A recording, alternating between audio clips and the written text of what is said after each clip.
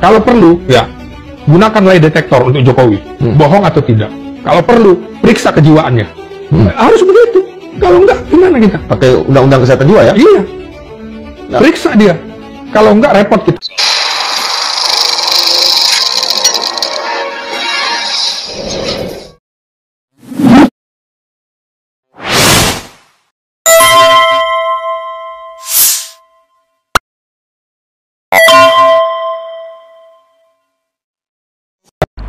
Assalamualaikum warahmatullahi wabarakatuh. Pemirsa, wah bikin emosi Mukidi. Ini pernyataan dari Slamet Ginting. Periksa Jokowi itu pakai lie detektor aja, pakai detektor kebohongan, ya. Kalau perlu cek kejiwaannya. Setuju nggak pemirsa? Kalau Jokowi itu diperiksa pakai lie detektor dan perlu juga dicek kejiwaannya, ya. Kalau perlu lie detektornya disambungkan ke tegangan listrik tingkat tinggi.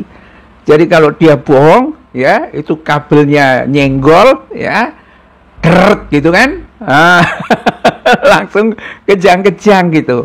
Nah, ini saya kira adalah gagasan yang menarik dari Slamet Ginting, apalagi juga dia mengatakan perlu itu cek kejiwaannya. Memang sebetulnya fenomena Jokowi itu fenomena yang paling aneh untuk dunia modern saat ini. Ya, kebohongannya, janji palsunya itu tumpuk-tumpuk ada dalam jejak digitalnya, tetapi dia tampaknya sama sekali kayak tidak peduli dan tidak pernah mau mengakui kesalahannya itu. Luar biasa kan? Ada jenis manusia yang kayak seperti ini. Karena itu Slamet Ginting ya minta supaya perlu dicek kejiwaannya.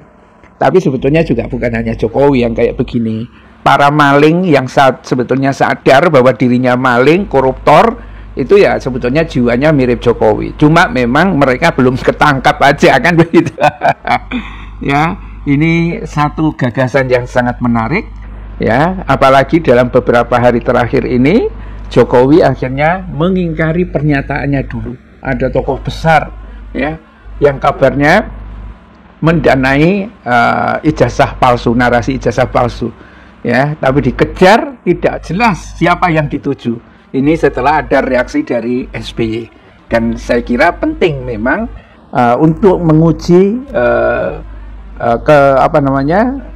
kebenaran pernyataan Jokowi itu perlu pakai lie detektor.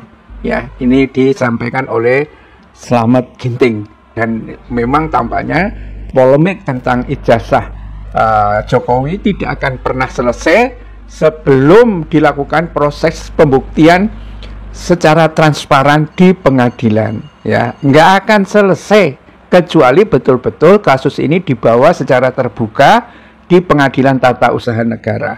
Semua berhak meneliti termasuk kalau Jokowi tidak percaya terhadap Rismond dan kawan-kawan, ya undang pakar yang lain, ahli digital forensik. Itu kata Slamet Ginting. Selain belum pernah diperiksa secara transparan oleh institusi yang berwenang, polemik ijazah terus berkepanjangan karena Jokowi sudah terlalu sering berbohong.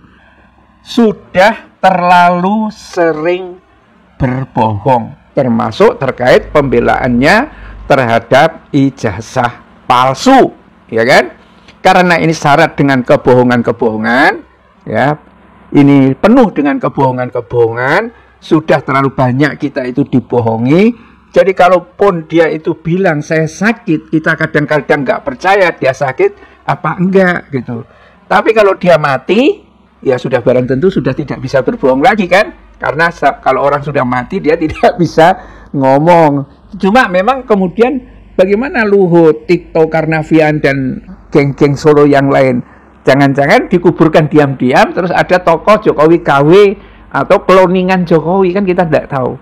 Ya, dan karena itu Jokowi harus berani juga. Kalau perlu, gunakan lie detektor untuk Jokowi. Sebetulnya dia bohong apa enggak? Tapi masalahnya berani enggak Jokowi itu menggunakan lie detektor? Apalagi kalau dihubungkan dengan listrik itu kan, ya. Kalau perlu periksa kejiwaannya, harus begitu katanya. periksa dia, kalau enggak repot kita. Ya, karena memang ngeri apa yang dilakukan oleh Jokowi itu. Jadi karena mungkin banyak aparat hukum tunduk kepadanya, ya, ketika ada orang kritis kepadanya, termasuk persoalan ijazah palsu ini, ya, semuanya mau dikriminalisasikan. Ini termol Jokowi sudah ngancam, ente calon tersangka, ente calon tersangka, ente calon tersangka. Ya, Jokowi calon tersangka enggak? Ya, kalau kasusnya itu begitu banyak, pastinya calon tersangka, dan sangat mudah untuk membuktikan Jokowi itu memalsukan ijazah apa enggak kalau pakai peradilan yang transparan. Semua pihak berhak menguji. Bukan kemudian ijazahnya disita polisi dan polisi tidak pernah menunjukkan, lalu membuat orang menjadi tersangka. Ini namanya kriminalisasi. Dan tampaknya sekarang itu sudah selesai, karena Prabowo tampaknya sudah mulai agak bergeser dikit. Ya, kata orang sudah tidak lagi di ketiaknya Jokowi. Ya, tetapi masih munduk-munduk lah ya dengan Jokowi. Bila taufik wal hidayah. Assalamualaikum warahmatullahi wabarakatuh.